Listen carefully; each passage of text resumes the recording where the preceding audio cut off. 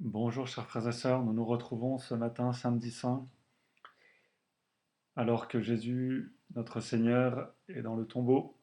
C'est le silence du tombeau, c'est l'attente.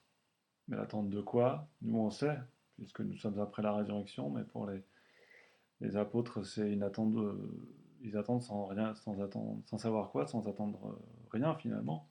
Hein, c'est paradoxal. Ils attendent, mais ils ne savent pas encore quoi. Nous savons, alors nous attendons plein d'espérance, évidemment, mais nous rejoignons Jésus dans ce mystère de son silence, de cette impression d'abandon, cette impression de défaite euh, définitive, et qui pourtant ne le sera pas. Je vous propose aujourd'hui, justement, dans ce calme et ce silence, de nous préparer à la fête de Pâques en méditant sur la joie.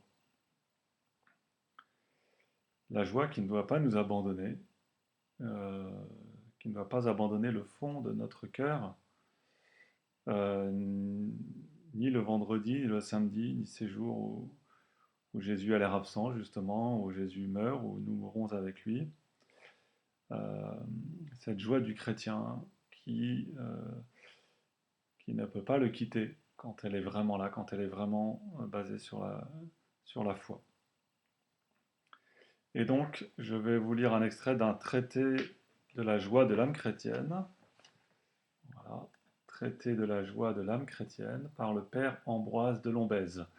Le père de Lombèze est un capucin du XVIIIe siècle français. Il est né à Lombèze, comme la plupart des capucins, comme les capucins en général. Il porte le nom de son lieu de naissance. Son vrai nom de famille, c'est Lapéry, Lapeyryrie, ce qui est typiquement un nom du sud-ouest. Et, euh, et il nous laisse ce traité dont je vais vous lire les premières pages qui, euh, qui m'apparaissent être d'un grand secours, évidemment, quand l'épreuve est là.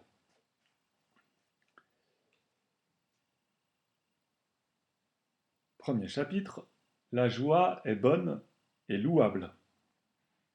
La joie est après la vertu et la paix dont elle est la source, le plus grand bien de l'homme dans ce monde.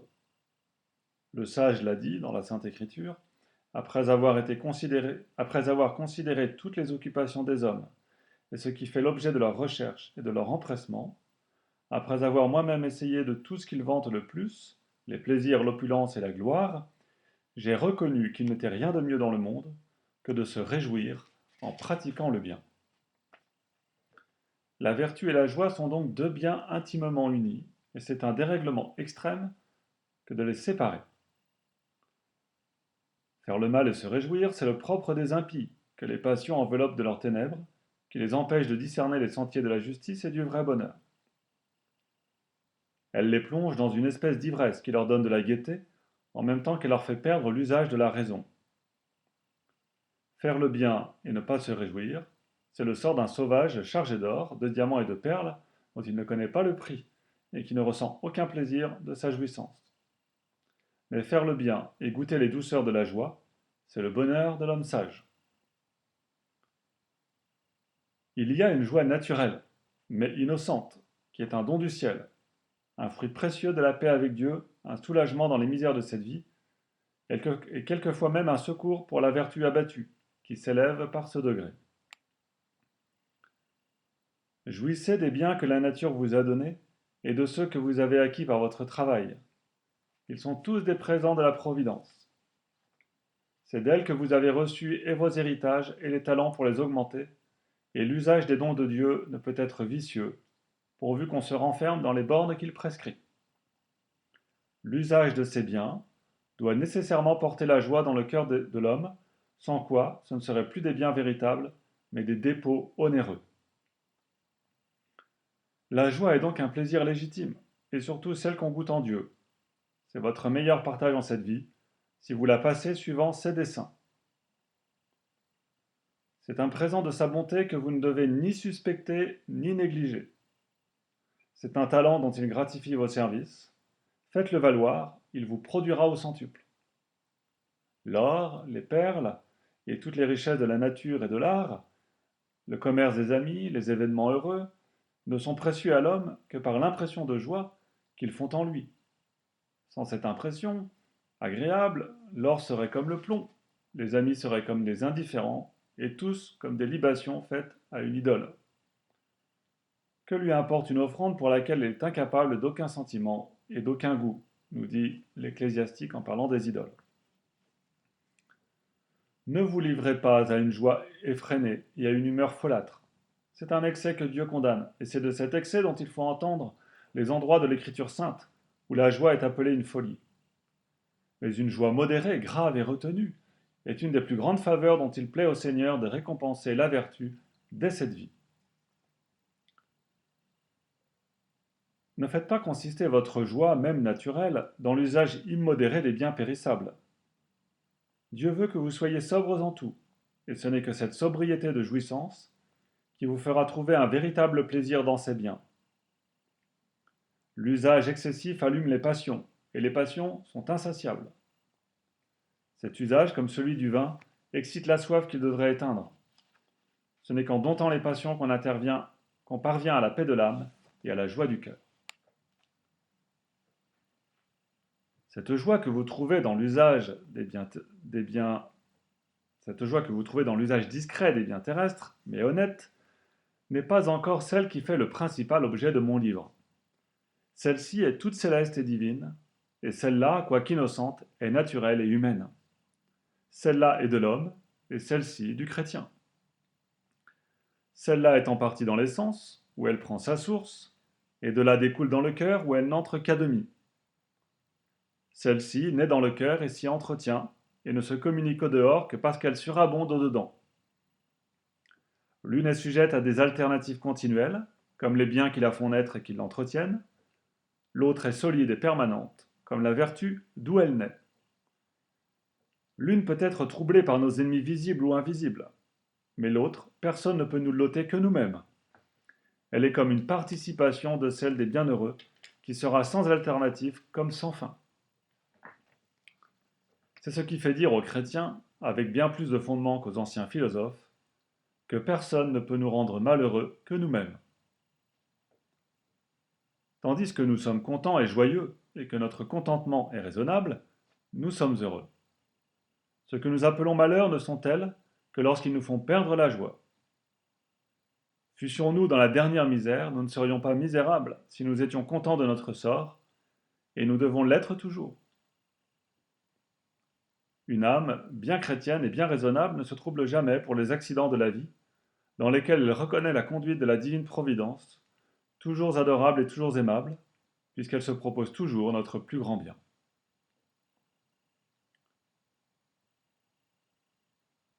Je ne m'arrête pas à prouver que le vrai bonheur ne consiste pas dans la jouissance des plaisirs sensibles, des biens terrestres, de la gloire humaine, parce que j'écris pour des gens persuadés de cette vérité. Ils abhorrent les joies grossières, et leur malheur ne consiste qu'à ne pas se connaître, ni le trésor qui est caché dans leur cœur. Ils perdent le plus grand de tous les biens, et ils se rendent par leur chagrin les plus malheureux de tous les hommes. Ils doivent dire avec le prophète, « Mon âme a refusé les consolations humaines. » Que n'ajoute-t-il avec lui? Je me suis souvenu de Dieu, et j'ai été rempli de joie. Ils ne cherchent que Dieu, ils ne veulent que lui, et dès lors ils le possèdent. Mais ils ne savent pas jouir de ce bien infini, ni goûter la paix profonde et la sainte joie qu'ils portent dans l'âme.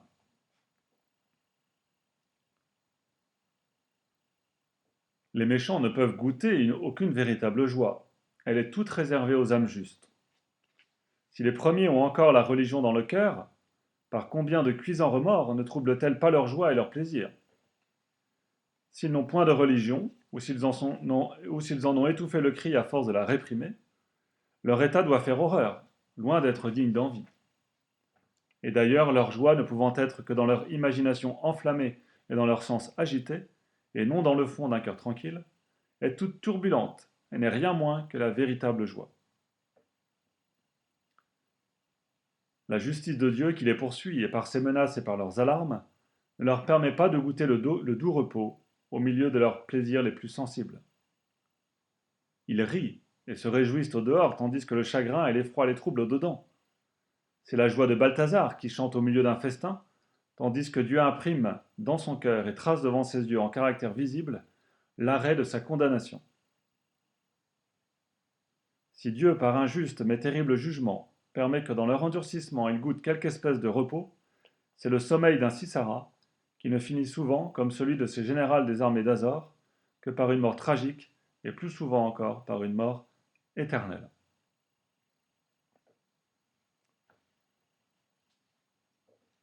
Chapitre 2. La joie est utile. Oui, elle est utile et très utile, et il faudrait n'en avoir jamais ressenti l'impression, ni celle du chagrin, et par conséquent être moins un homme qu'un automate, pour ne pas convenir de cette vérité. La joie est utile à la vertu, utile aux affaires, utile à la société, utile à tout bien. Utile à la vertu. Sans elle, nous ne sommes vertueux qu'avec contrainte et par effort. Nous pratiquons nos devoirs, mais sans les goûter. Les uns sont trop pénibles, les autres sont assujettissants. Ceux-ci demandent trop de contention, cela revient trop fréquemment. Il n'y a pas jusqu'aux heures destinées à nos oraisons et à nos prières qui ne soient des heures de dégoût et d'ennui. On soupire pour en voir la fin, et le seul contentement sensible qu'on y trouve, c'est d'en être débarrassé. L'homme le plus solidement vertueux, s'il n'a que de la vertu, dévore ses amertumes. Mais si sa vertu est accompagnée de la joie, il les convertit en douceur. La vertu surmonte les difficultés, la joie les aplanit. La joie est utile aux affaires. Avec son secours, on en supporte sans peine le travail. On en démêle les difficultés, on en trouve le nœud. On découvre avec beaucoup de facilité, avec beaucoup plus de facilité les moyens pour le succès. Un homme triste et chagrin n'est rien moins qu'un homme propre aux affaires. Tout le dégoûte, tout le dépite. La moindre difficulté le déconcerte. Il abandonne plutôt le travail où son ouvrage se ressent de l'obscurité et de la langueur qu'il a dans l'âme. La joie est utile à la société. Elle fait la communication des âmes, le plaisir des compagnies, le lien de l'amitié. Un homme qui, avec des talents et de la vertu, a de la gaieté dans le caractère, est aimable et liant, gagne tous les cœurs, comme l'aimant s'attache toutes les petites parties de fer qu'on en approche. En se les attachant, il les réunit nécessairement entre eux, malgré leurs défauts et leurs inégalités, comme le ciment qui unit entre elles les pierres les plus brutes et qui en fait un tout bien lié et bien poli.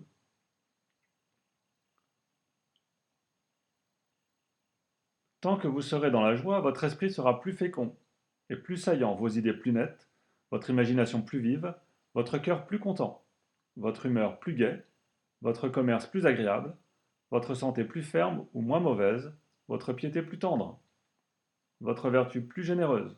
Vous serez agréable à Dieu et aux hommes, et bon à tout.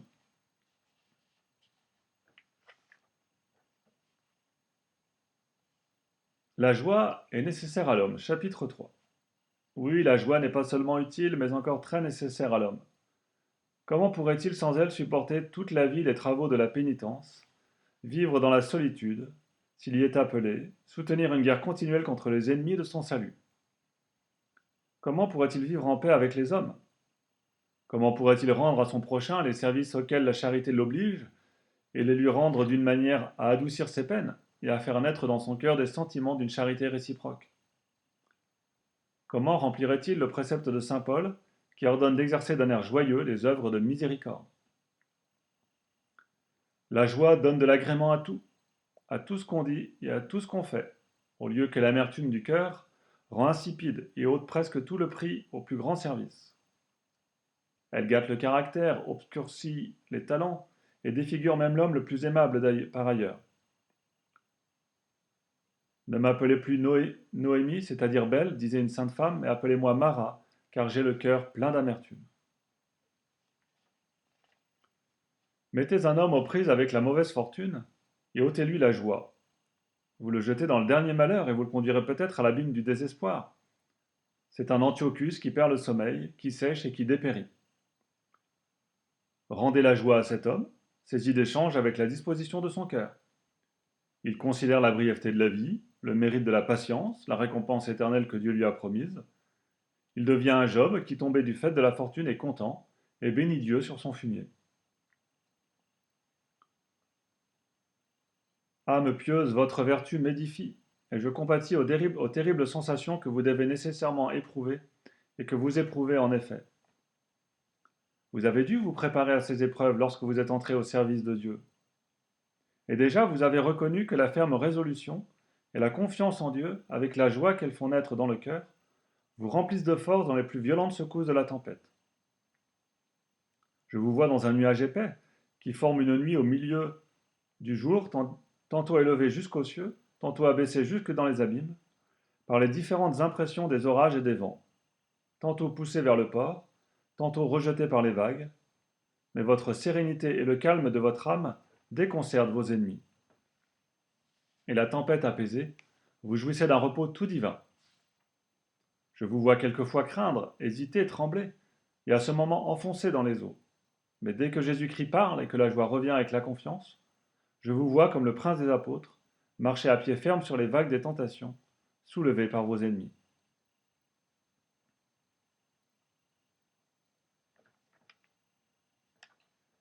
Rien de plus affligeant qu'une longue et fâcheuse maladie qui nous sépare des hommes, nous interdit tous les plaisirs, joint l'amertume des remèdes à l'aigreur du mal, et ne nous laisse aucun soulagement, à de cuisantes et continuelles douleurs. C'est l'état, sans doute, le plus capable de nous faire perdre la joie, qui ne nous fut cependant jamais plus nécessaire. Si le noir chagrin s'emparait de cet homme dévoré par la cruelle maladie, que n'y aurait-il pas à craindre pour sa vie et pour son salut? Mais vous, mon Dieu, qui êtes tout proche des âmes affligées, pour les consoler dès qu'elles se tournent vers vous, vous faites luire à propos un rayon de votre lumière dans ce cœur, et la joie revient, et il est content au milieu des souffrances. C'est un Ézéchias qui adore votre conduite, et qui baisse tendrement votre main sur le lit de sa douleur. S'agira-t-il de consoler une personne affligée? C'est une des plus grandes fonctions de la charité. Mais comment pourrons-nous remplir ce devoir si nous sommes affligés nous-mêmes? On n'inspire aux autres que les sentiments dont on est pénétré. Le cœur parle au cœur comme la langue à l'oreille et l'esprit à l'esprit. L'abord d'une personne sérieuse et morne glace même les cœurs dilatés par la joie, bien loin de pouvoir bannir la tristesse. Je veux bien que vous pleuriez avec ceux qui pleurent, comme saint Paul vous y exhorte, et que par conséquent votre joie soit tempérée par votre compassion. Vous offenseriez la personne affligée si vous ne lui montriez que de la gaieté. Mais de même que le soleil dissipe peu à peu le nuage qui le couvrait, et ramène d'abord une sérénité qui réjouit si bientôt après une chaleur qui ranime, ainsi la joie renfermée dans votre cœur, perçant insensiblement le voile de deuil qui le couvre, porte d'abord la lumière dans l'esprit de l'homme affligé, et ensuite la douce paix dans son cœur.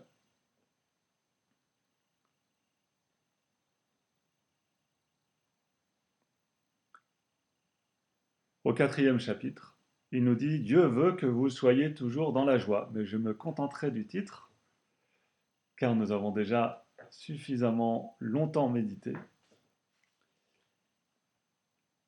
Et donc je vous invite à,